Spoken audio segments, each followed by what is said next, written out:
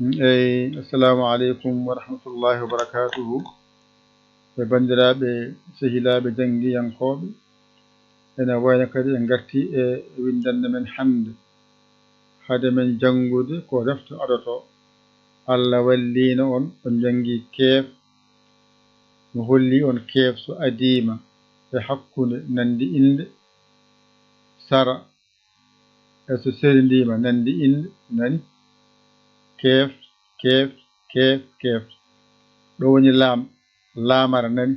tan jangete ɗo ko holludema no wayata fof so rendi ɗo haaɗi ko laam tan woodi e laamara ari ardi laam e laamara ɗo haaɗi goɗɗum ala toon heddi noon ko ɗo no wiye so woni sara e so serindima ko laamara ɗo ko laam ɗo ko laamara ari ardi so adima laam hakkunde laam gasi laamara sara bindol so serindima inde ko woodere laamara ɗo noon ko laam ene wadda hen allif ɗum saabi innira laam allif ko ni wayata laam allif ɗone ko laam colal ɗo jangoy toon laa ilaha illallah ɗum ɗo ma won toon oɗo laa ma won toon laa ilaa oɗo ma won toon wadde ko janginte ko suwa atataw kono noon sa heññima tan noon a bonnani hoore ma ko heewi jangi tan jam ganda ko ɗum woni keef mi serti e keef ɗum woni laamara mi serti e laam joni noon ɗo mi anda so adima no windirte hakkunde bindol no windirte sara bindol no windirte so serindima no windirte wona keef ɗo ko laamuji ɗi no poti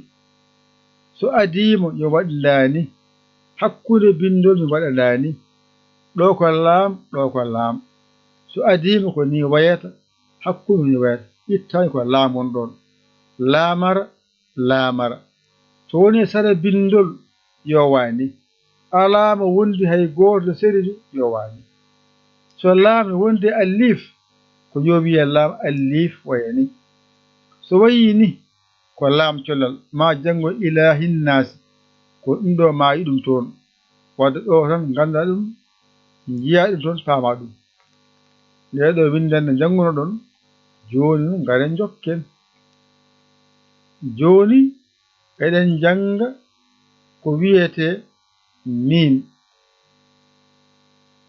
mimne ɗum ɗo sa waɗi ni wiyete ko mimarak ɗum ɗo woni nuna rak a faami joni oɗo mim noon ɗo so adima mbattama ko ni ha gayna on saha pooɗa yaha yeeso ande koni mim hakkunde bindol mbaɗama ni ande ko mim jokka yeeso tawɗama ko sara bindol ni mbatta ha gayna wona mim jippina less wiye mimarak alama wondi hay goto ni ha gayna jippina ɗo mimarak ko jangete e mim e hewde ɗo haaɗi joni noon ko jangete e mim e hewde yaltani ɗo henne ari ardi ni foti ɗone ko juburna mbaɗa ɗo ñiire mbaɗani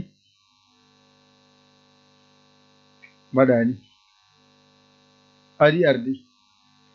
ɗo toɓɓata wotere innere juburna hakkunde bindol juburna ɗo ko nunrak alama wondi nunrak deke noon ko ɗo ko jangete e nun ko ɗo tan haaɗi goɗɗum ala toon ɗo kaɗɗa janngen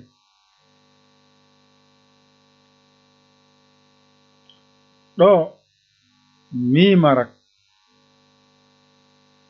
gasi ɗo nunarak ko jangete hen gasi ni foti ɗo noon so adima e hakkunde nandi inde mim mim ɗone so sakkitima e serindima nandi inde mimarak mimarak ari ardi ɗone ko juburna so adima hakkunde juburna wadde a faami so adima e hakkunde nandi inde nunarak nunarak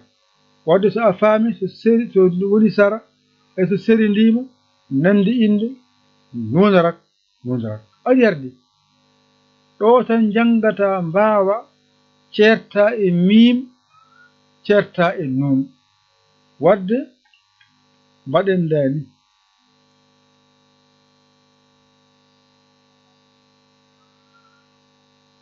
ay mimarak nunarak gasi mimarak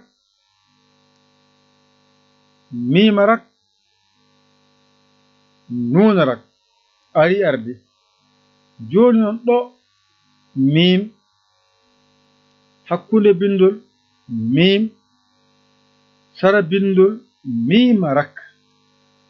alama wonde hay goto mimarak ɓamtu so adima e bindol ko mim hakkunde bindol mim sara bindol mimarak ma jangoy ba siñeje mimarak ay mon ɗo mimarak nani ɗo so ɗiggi a serti e jangde mim fofof ɗone ko toɓɓe ɗe toskoroɗa toɓɓere nde ɗo ko juburna so adima ko noon wiyete hakkunde bindol ko juburna wiyete so tawama noon e sara bindol ko ɗon wiyete nunarak alamo wondi hay goto nunarak nani ko jangete hen ko ni foti juburna nunarak ari ardi juburna tan nunarak so adima juburna hakkunde bindol juburna sara bindol nunarak alama wondi nunarak wadde a faami woodi ko juburna nunarak ari ardi joni noon ko ɗo woni mimarak ko ɗo keɓata mim mimarak ɗo keɓata juburna nunarak ari ardi ɗo so ɗiggi a selli ɗo mim so adima mim hakkude mimarak so sakkitima mimarak so serindima ɗo juburna so adima juburna hakkude ɗo nunarak so sakkitima walla woni sawa kañum gorko alama woni ni foti ɗo so ɗiggi andu jangde ma yaawi a wawa ɗo tawa noon andu jangde ma leeli wadde janguɗo mbawaɗo on saaha jangde ma yaawa a saggi ƴeew bawɗo ɗakkoɗa sara makko holluma walluma ha jiiya lawol